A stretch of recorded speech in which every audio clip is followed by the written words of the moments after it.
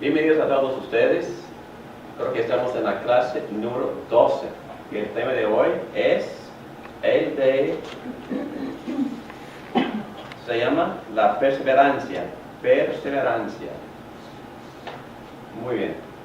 Es una palabra sumamente interesante, pero antes de meternos en esta definición, vamos a orar. Padre nuestro, damos gracias por tu amor. Gracias por tu presencia con nosotros. Te pedimos que tú nos instruyas en esta noche, que nos ilumines, que nos ayudes a comprender esta doctrina y entender la necesidad de ponerla en práctica en nuestras vidas, que nos animes por esta enseñanza. En el nombre de Cristo Jesús te lo pedimos esto. Amén. Muy bien. Una definición de la perseverancia. Así, esta es la definición del Dr. Gruden. Él dice: los que verdaderamente han nacido de nuevo serán guardados por el poder de Dios y perseverarán como creyentes hasta el fin de sus vidas. Okay, esta es la primera parte. Pero también, y solo los que perseveran hasta el fin han nacido de nuevo. Entonces, dos cosas. Y entendemos también que la razón por la cual nosotros perseveramos en la fe hasta el fin de nuestras vidas es porque Dios nos preserva. ¿Ok? Y vamos a ver como el primer puntito que esta doctrina que se llama la perseverancia, según la tradición calvinista, y creo que según las enseñanzas bíblicas, que vamos a ver muchas en esta clase, es incondicional. Es decir, Dios lo hace. La semana pasada, o hace 2 semanas, estudiamos el tema de la santificación.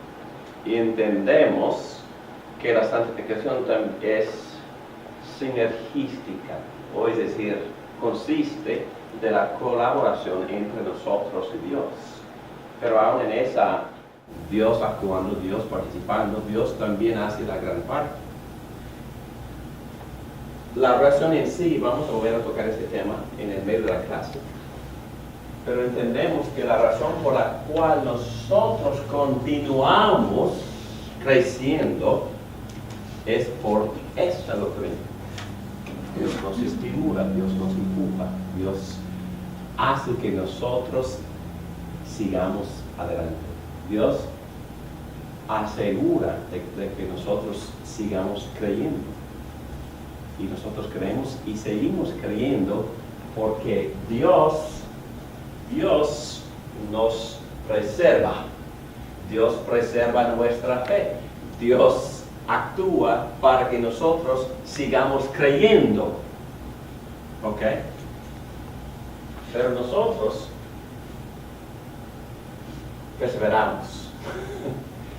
Y los teólogos pusieron como nombre a esta doctrina perseverancia, que indica nuestra parte. Creemos, utilizamos todos los medios de la gracia para seguir creciendo en nuestra santificación. Y seguramente lo hacemos y lo haremos y vamos a seguir haciéndolo, creciendo, porque Dios nos guarda, nos protege y nos preserva. ¿Ok? Yo creo que es un buen resumen más o menos de esta doctrina. Y usamos en esta primera página 117 de las notas, usamos la palabra incondicional porque la perseveración es un plan divino, es una obra divina y por lo tanto incondicional. Los arminianos creen que el hecho de que Dios nos preserve últimamente es condicionado por la estructura que Él ha establecido. el libre albedrío y que nuestra salvación depende de lo que hacemos nosotros con su gracia. Si la renunciamos o no, por lo tanto, el hecho de que si somos fieles o no determina nuestra salvación. Entonces, ¿usted cree en eso? Entonces, según este punto de vista, la perseveración depende de nuestra fe. Pero según Robert Peterson, estoy citando sus notas, él dice, yo no tengo ninguna duda de que la Biblia pone el énfasis en el lado divino cuando se trata de la perseveración, el lado divino. ¿Ok? Son varios textos. ¿Alguien quiere ayudarme en una carta a Timoteo 1:12, por favor? Por lo cual asimismo padezco esto, pero no me avergüenzo, porque yo sé a quién he creído y estoy seguro que es poderoso para guardar mi depósito para aquel día. Ah, ok. Entonces, Sí. ¿quieres tratar de interpretar este versículo? ¿Qué está diciendo Pablo ahí? Que aunque uno padezca y no se avergüenza, sabe que el Señor, que tiene toda la confianza en el Señor, que es el que lo preserva, lo guarda. Exactamente, es muy fuerte ese texto, ¿no? Ujú. Entonces Pablo dice que él confía en que Dios va a guardar su fe, va a guardar el depósito. El depósito en este contexto es el ministerio, todo lo que todo lo que Pablo intenta hacer en el ministerio, él confía en que Dios va a guardar eso. Entonces, todo lo que él intenta hacer por fe, incluyendo su propia fe, Dios lo guardará. Muy bien. Muy bien. Entonces, en primer lugar, vamos a ver este primer punto bíblico. Los verdaderos creyentes no pueden caer totalmente ni finalmente de la gracia. Entonces, ahora vamos a examinar varios textos que enseñan con claridad que sí, la persona que tiene una fe verdadera en el Señor Jesucristo, esa persona va a seguir creyendo hasta el fin y no va a perder su salvación. En otras palabras, es importante entender que la vida eterna en verdad es un regalo eterno, no es un regalo temporal, porque tiene en la definición eterna, ¿no? Entonces, si Dios me da algo eterno, va a continuar para toda la eternidad. Y este texto, Juan 5:24, ciertamente les aseguro que el que oye mi palabra y cree al que me envió tiene vida eterna y no será juzgado, sino que ha pasado de la muerte a la vida. En otras palabras, el creyente en Cristo que ha recibido la vida eterna se ha cambiado de esferas, ha cambiado de condición, ¿verdad? Definitivamente ha pasado de la muerte a la vida y no va a poder morir. Definición: la perseverancia es aquella operación continua del Espíritu Santo en el creyente, por el cual la obra de divina gracia que se comenzó en el corazón se continúa y se lleva a su consumación. Filipenses 1:6. Estoy convencido, dice Pablo, que el que comenzó tan buena obra en ustedes, ¿qué buena obra? La obra de la salvación, la irá perfeccionando hasta el día de Cristo Jesús. En otras palabras, salvación es de Dios, la santificación también es de Dios, y la consumación de nuestra salvación depende de Dios, depende de la promesa. Dios no nada más promete darnos fe, no nada más promete salvarnos, pero promete guardar hasta el fin de nuestras vidas la salvación para que lleguemos a verlo cara a cara. Fundamento seguro de la perseverancia. Son varias cosas. La elección, alguien mencionó que depende de la elección. Si Dios elige, su elección es inmutable. A pesar de todo, el fundamento de Dios es sólido y se mantiene firme, pues está sellado con esta inscripción: el Señor conoce a los suyos. Y hay otro texto, Romanos 11, 29. Los dones de Dios son irrevocables. Yo creo que el llamado también dice eso. Y el llamado, Los dones y el llamado de Dios son. irrevocables. Cuando Dios da, su dádiva es permanente. Su dádiva queda. No es para retraer o ser retraído de su don.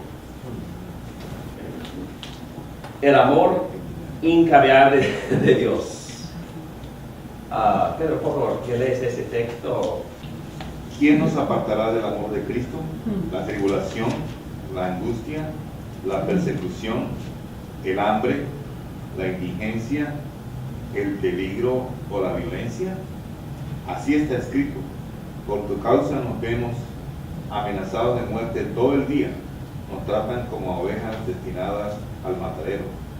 Sin embargo, en todo esto somos más que vencedores por medio de aquel que nos amó. Pues estoy convencido de que ni la muerte, ni la vida, ni los ángeles, ni los demonios, ni lo presente, ni lo porvenir, ni los poderes, ni lo alto, ni lo profundo, ninguna cosa alguna en toda la creación podrá apartarnos del amor que Dios nos ha manifestado en Cristo Jesús nuestro Señor. Amén. Uy, eso me convence. Amén. Te anima. Me anima mucho. Muchísimo. Ni tu pecado, Yo pensaba que sí, pero veo que nada. ¿no? Ni ningún demonio. Terremoto. Ninguna cosa en la creación. Wow. Nada podrá apartarnos del amor que Dios nos ha manifestado en Cristo Jesús, nuestro Señor. Se basa en el amor incambiable de Dios. También se basa la seguridad de la perseverancia en la intercesión de Cristo. Porque con un solo sacrificio, Cristo ha hecho perfectos para siempre a los que está santificando. ¿Qué significa eso? La intercesión de Cristo. La muerte, sí. La salvación. Okay. Cristo vivió perfecto y califica para ser nuestro mediador, intercesor por su rectitud, y luego se murió, preparó un sacrificio de propiciación. ¿Y ahora dónde está ese sacrificio? Sentado a la derecha de Dios Sentado a la Padre, derecha. intercediendo. Él está hablando, pero ahí está también ese sacrificio. Y ahí está permanentemente. Y si está ahí, entonces estamos nosotros bien protegidos. Entonces, nuestra salvación depende de la intercesión de Cristo, pero también depende de sus oraciones, ¿no? Sí, porque ahí mismo en ese pasaje de Romanos 8 dice que Él fue el que pagó el precio y que ¿quién lo puede acusar si Él es el que murió y pagó todo y que intercede por nosotros? Muy bien dicho. Gracias, Pedro. Muy bien dicho. Y también en Juan 17, Jesús está orando, prometiéndole a Dios que Él mismo va a guardar a todos los que su Padre le ha dado a Él. Entonces, en oración está diciéndole a su Padre: mi obra es efectiva. Los elegidos que me has dado siempre son tuyos. Y Él está ahí orando, intercediendo con su Padre, garantizando la salvación de los que el Padre le ha dado. Entonces, nuestra perseverancia depende de la intercesión de Cristo. Entró una sola vez Cristo para siempre, ¿dónde? En el lugar santísimo. ¿Dónde? En el cielo mismo. En el cielo mismo. No lo hizo con sangre de machos, cabros, ni becerros, sino con su propia sangre, logrando así que un rescate eterno. Un rescate eterno no se puede perder. Entonces nuestra perseverancia depende de la intercesión de Cristo. de Cristo y sus oraciones y su sacrificio son efectivos, eficaces. El Padre escucha a su Hijo y contesta sus oraciones y responde a su sacrificio de propiciación, que también es efectiva, pagando por nuestra salvación. También la perseverancia depende de la obra del Espíritu Santo, que mora ¿dónde? En el creyente, que planta también la semilla de Dios en nosotros. Ninguno, según Juan, ninguno que haya nacido de Dios practique pecado, porque la semilla de Dios permanece en él. No puede practicar pecado porque ha nacido de Dios. En Efesios 1:13 vemos también la obra del Espíritu Santo para sellar, marcar permanentemente al elegido en Cristo. En él también ustedes, cuando oyeron el mensaje de la verdad, el evangelio que les trajo la salvación y lo creyeron, fueron marcados con el sello que es el Espíritu Santo prometido. Este garantiza nuestra herencia hasta que llegue la redención final del pueblo adquirido por Dios para la alabanza de su gloria. Qué animador, ¿no? Es ese texto. El Espíritu Santo garantiza nuestra herencia. Me gusta también lo que dice Pedro en 1 Pedro capítulo 1, versículo 5. A quienes el poder de Dios protege mediante la fe hasta que llegue la salvación que se ha de revelar en los últimos tiempos. Estuve leyendo los comentarios de Wayne Grudem en su libro de teología sistemática. Él dice que este texto quiere decir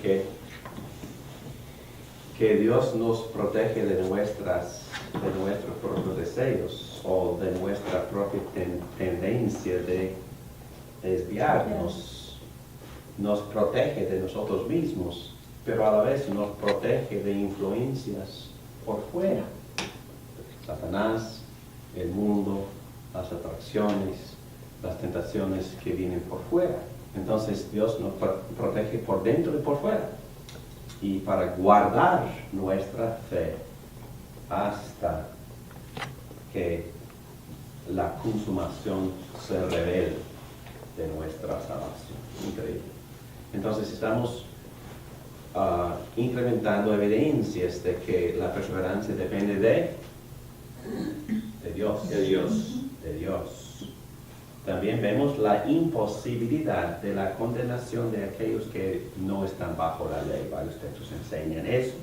Por lo tanto, ya no hay ninguna condenación para los que están unidos a Cristo Jesús. Bueno, es otro factor.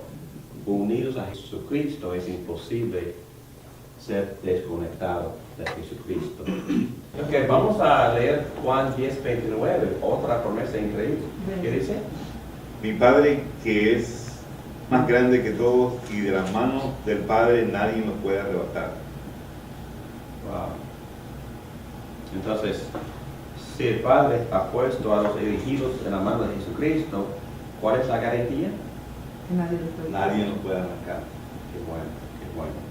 Entonces, hay otro, no para pensar o volver al otro, pero cuando hablaste de que nos proteja desde lo afuera y desde adentro, me hace pensar en un versículo que está en el Viejo Testamento, pero que él está hablando a los elegidos, ¿verdad? Dentro de Israel, que dice que en Zacarías 2:5 dice: seré un muro de fuego y dentro de ella será su gloria. Entonces nos rodea Como un y muro. en nuestra gloria, que también dice aquí en Efesios que esta herencia es para alabanza de su gloria, y por eso también tiene que ser todo de él, ¿verdad? correcto. Muy bien dicho. Gracias. Dos cositas más. Otra vez. La imposibilidad de perder la vida eterna. Ya dijimos eso, ¿verdad? Juan 3:36. El que cree en el Hijo tiene vida eterna, pero el que rehúsa creer en el Hijo no verá la vida, sino que la ira de Dios está sobre él. ¿Y el que cree que tiene? Que tiene el que cree La vida eterna. la vida eterna. Y recuerdan también ese versículo, 1 Juan capítulo 5, versículo 11, el que tiene al Hijo Tiene la vida. tiene la vida. El que no tiene al Hijo No tiene la vida no tiene eterna. la vida. Pero el que tiene al Hijo está unido al Hijo, y unido al Hijo tiene la vida del Hijo. Está conectada esa persona a la vida de la persona eterna, la segunda persona de la Trinidad, Jesucristo, una persona eterna. Por ser unido a esa persona, tenemos para siempre la vida eterna. Muy bien. ¿Y Juan 5:24 qué dice? Ciertamente les aseguro que el que oye mi palabra y cree a él que me la envió, tiene vida eterna y no será juzgado, sino que ha pasado de la muerte a vida. Deseamos, sin embargo, que cada uno de ustedes siga mostrando ese mismo empeño hasta la realización final y completa de su esperanza. No sean perezosos, más bien imiten a quienes por su fe y paciencia heredan las promesas. Entonces, Pablo anticipa que esos creyentes van a permanecer hasta el final y realizar el cumplimiento de su esperanza. Y otra vez dijimos que solo los que perseveran hasta el fin han nacido de nuevo. Y una parte de la definición de la fe dice que la fe salvadora no se da por vencido. La fe salvadora, la fe genuina, no deja de creer. ¿Okay? Pero no, y si una persona en verdad ha recibido de Dios el don de la fe, es una fe que continúa. Es una fe que continúa hasta el fin. Y por eso se puede decir que solo los que perseveran hasta el fin han nacido de nuevo. Vamos a ver, hay muchos conflictos y argumentos al contrario, pero vamos a llegar ahí. Varias perspectivas. Los arminianos, y estoy en página 119 abajo, número 3, varias perspectivas acerca de la perseverancia, varias. Y no voy a enfocar mucho en esto, nada más quisiera mencionar que hay otra posición que dice que no, que dice que uno puede perder la salvación y que la salvación depende de la fe de uno, y si uno deja de creer puede perder la salvación y quizá puede volver a recibirla, según esta posición. Vio la salvación como algo muy condicionado por la fidelidad humana, y hubo mucha gente infiel en las iglesias, y eso es cierto, ¿no? ¿Qué pensamos cuando se ve mucha gente infiel? ¿Qué pensamos cuando mucha gente se ve saliendo, apartándose, no nada más de la iglesia, sino también de la fe misma, negando la fe y diciendo ya no creo? Ustedes conocen a personas que han hecho eso. Yo también conozco, yo puedo dar sus nombres, pero no voy a hacerlo. Pero personas que han creído por un rato, personas que hasta han participado en estas clases, personas que en aquel tiempo eran las mejores alumnas en esas clases, que algo sucede en la vida, una prueba, un dolor, una tristeza, y no nada más empiezan a no creer, empiezan a aborrecer a Dios y negarlo y rechazarlo por completo, apartándose de la iglesia, y siguen en su rebeldía. Entonces, ¿qué es lo que pensamos de esa persona? Hay varias posibilidades, no solo una, pero vamos a llegar ahí. Nada más quería plantear una pregunta. Perdón, para quedar claro, entonces los arminianos, la postura es esa en cuanto a la gente que apostata a la fe, ¿no? Que una vez creyeron, estuvieron expuestos. Esa es la postura de ellos es arminiana. que, y de los católicos, déjenme leer lo que dicen los católicos, porque son arminianos también. Dice, enseña que la gente sí puede perder su salvación. Puede ser gente salva y después perder ese infierno. Si una persona comete un pecado mortal, dice la Iglesia Católica, mata la gracia de la justificación que habita en su alma. Si muere antes de ser restaurado al estado de la gracia por medio del sacramento de la penitencia, irá al infierno. Es una oración que yo saqué del libro del teólogo Eric C. Sproul, comentando acerca de esa doctrina católica. Entonces, hay evangélicos y también católicos que tienen la posición de que uno puede perder la salvación. Y hay otras iglesias en las cuales se practica la repetición de la salvación. Entonces, si uno se desvía o si uno peca, la única categoría que tiene esa iglesia para aquellas personas es que han perdido la salvación. Bueno, si uno ha perdido la salvación, entonces ¿cuál es el remedio? Volver a ser salvo de nuevo. Recuperar la salvación. Bueno, entonces, y tienen métodos en esas iglesias para invitar a esa gente a venir a ser salva vez tras vez. Y bueno, no sé si esa doctrina fue enseñada en la iglesia de mi niñez, pero yo sentí la tentación, ¿entiendes? Sentí la tentación de buscar mi salvación por primera vez 100 veces. Porque ¿me entienden? Porque cada vez que ellos predicaron con tanta presión que uno tiene que vivir así, y si cuando uno recibe el don de la salvación, su vida experimenta una gran transformación, y si tú no eres así, por favor, que pasen al frente, que oren con nosotros para recibir. Y bueno, yo pasé por Todo los días.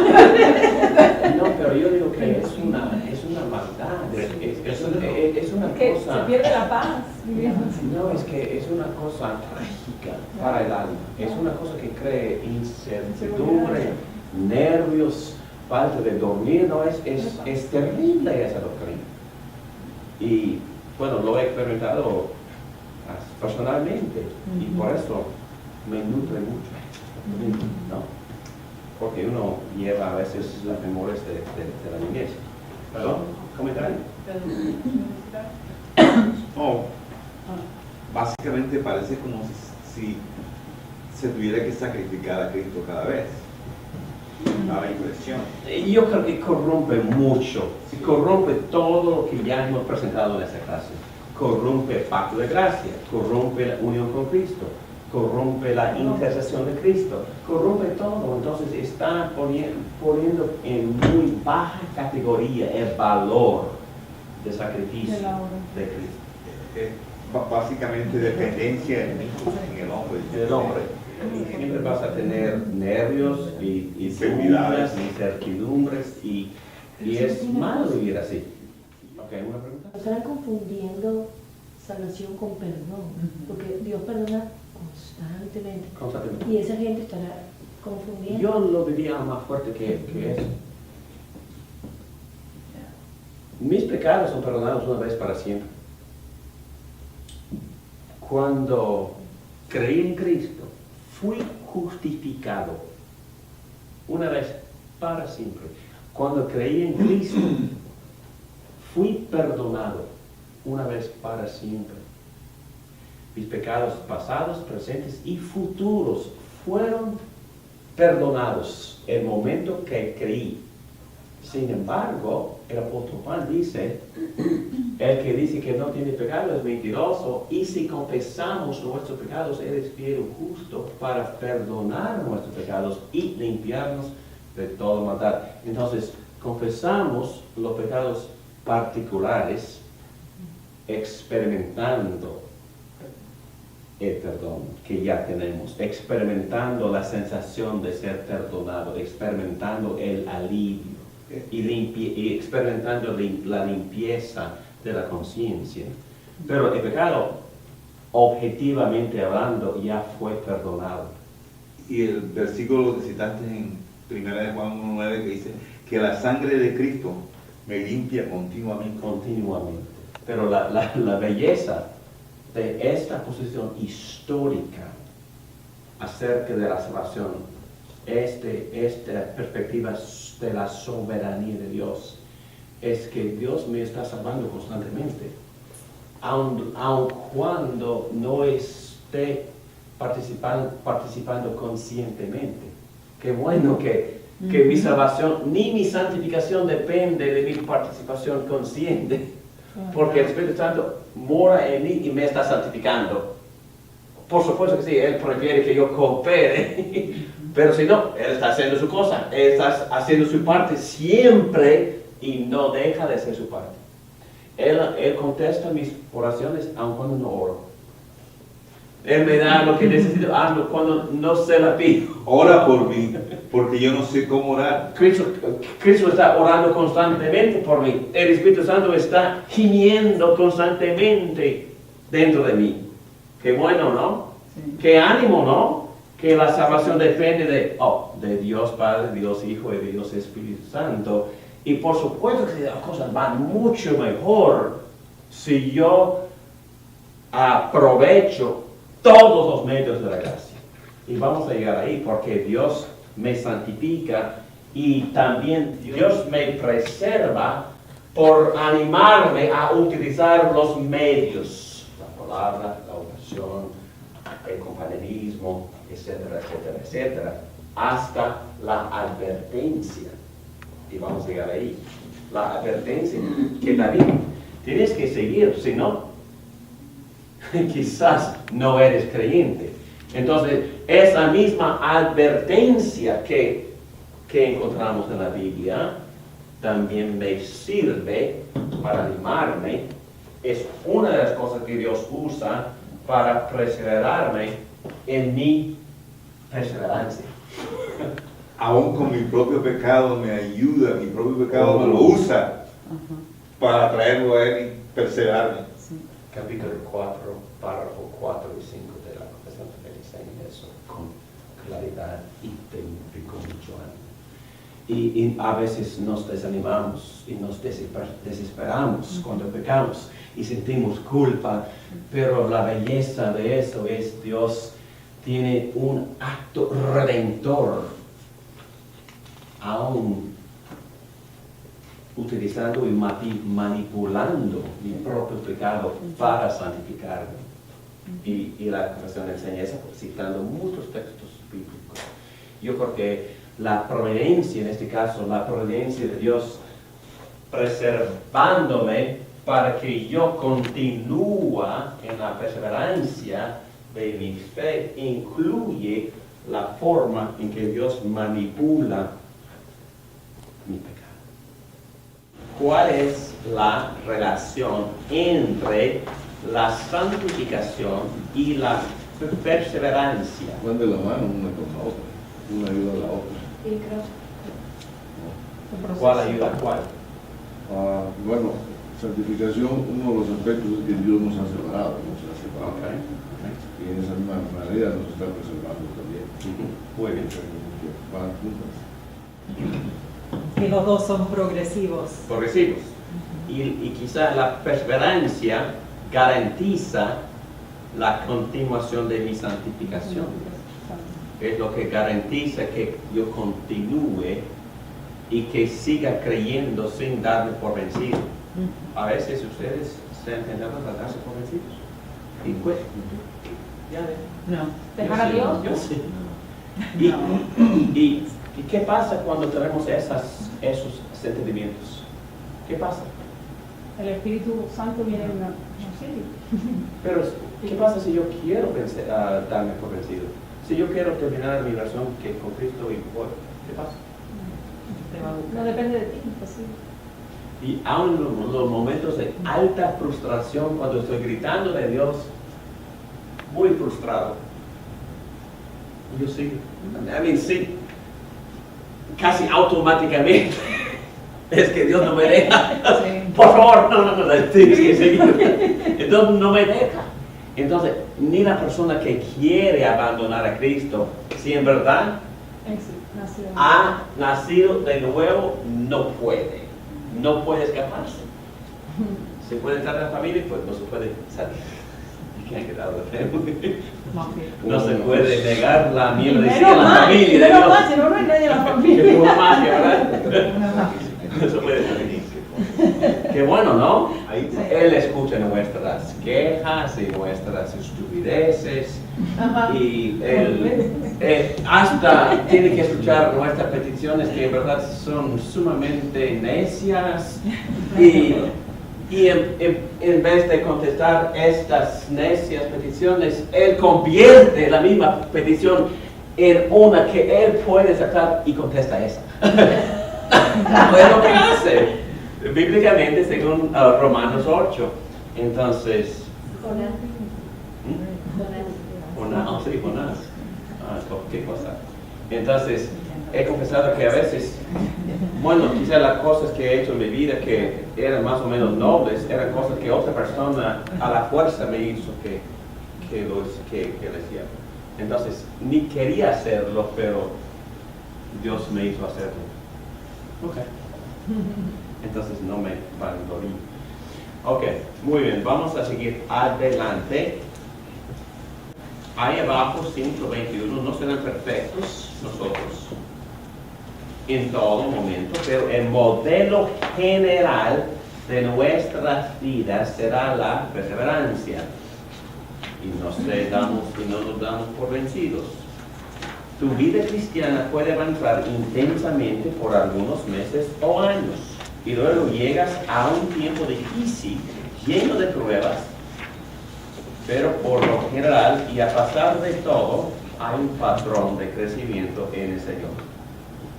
Con una admisión honesta de su humanidad y debilidad, el creyente se acerca a Dios. Los creyentes de todas las persuasiones teológicas históricamente han mantenido la necesidad de la perseverancia. El pueblo de Dios sigue adelante. Qué bueno, ¿no? Qué bueno.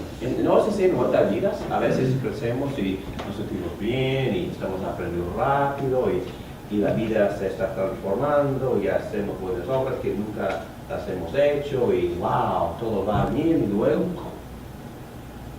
una muralla y luego salimos de camino y luego depresión y luego tentación y luego otra prueba y luego tristeza, luego muerte de familia, luego abandono y las personas están y a veces empiezan a maldecir, ¿no?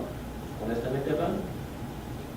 Pero Dios no deja que la persona siga en esa dirección. Quizás por un momento ha salido, pero Dios la agarra y la pone en camino y la persona empieza a crecer. Así es Dios. Y así son nuestras vidas, así es mi vida.